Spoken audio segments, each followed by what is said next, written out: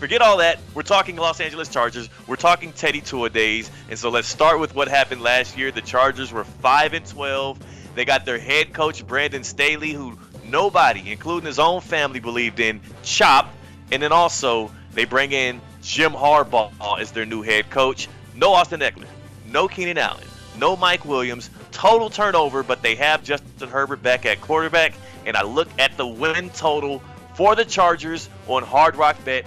It's 8.5. But that win total is juiced a little bit. Minus 155, CCAT. When you see an 8.5 win total that's juiced up to minus 155, what does that tell you? Minus 155 on the over is what you're saying? If you on the over, yep, on the over. That tells me that the books think it's more likely that the Chargers will win 9 games than they win 8 games. So people are riding high on these Chargers to be a 4-game improvement with the addition of the vibe, the aura of Jim Harbaugh, and the subtraction of Staley and a bunch of the old vets on offense. How about we talk about the ceiling for this Charger squad? The ceiling is the roof. Let's make it happen.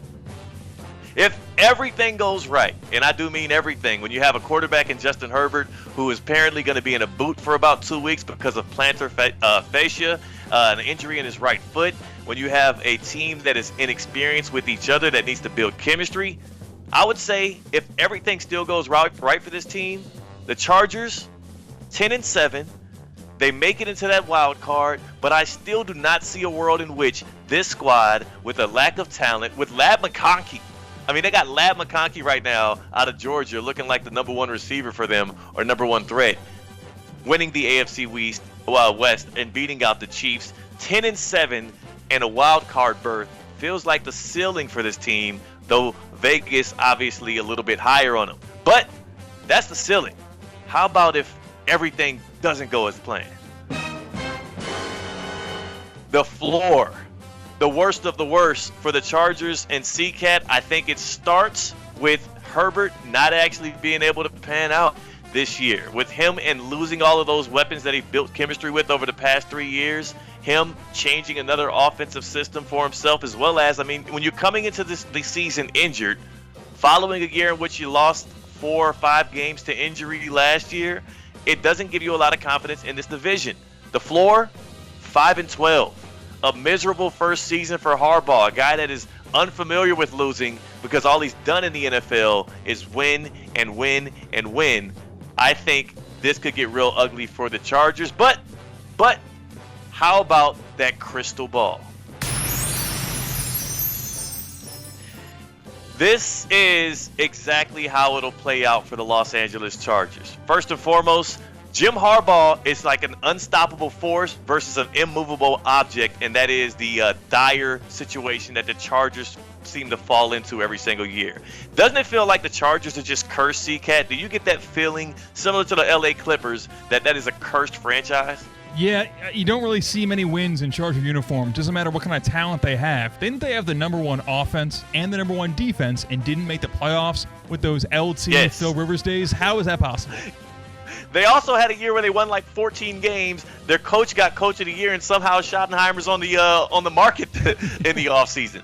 This franchise does it to themselves all the time, and my crystal ball says 7 wins for the Chargers. And most importantly, remember that one viral fan that popped out of nowhere on that random Monday night game for the Chargers? I say we never see or hear from her again because I'm still convinced she was a plant. 7 wins.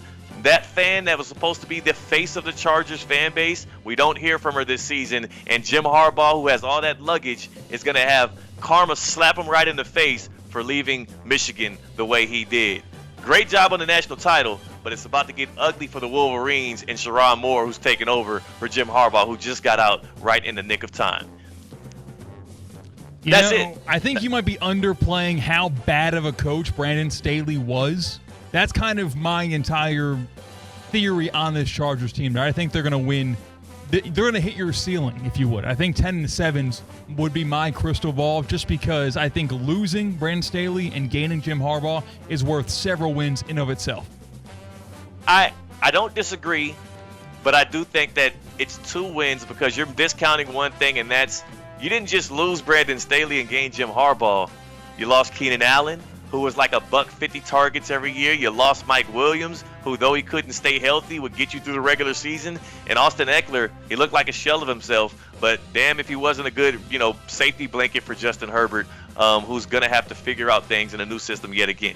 I'm just not that high on it right now. 7 wins. And the in case you missed it for the Chargers is, yes, Justin Herbert, he is in a boot right now. He is likely to play in week 1, but coming into the season with an injury, with a new coaching staff, never what you want to see.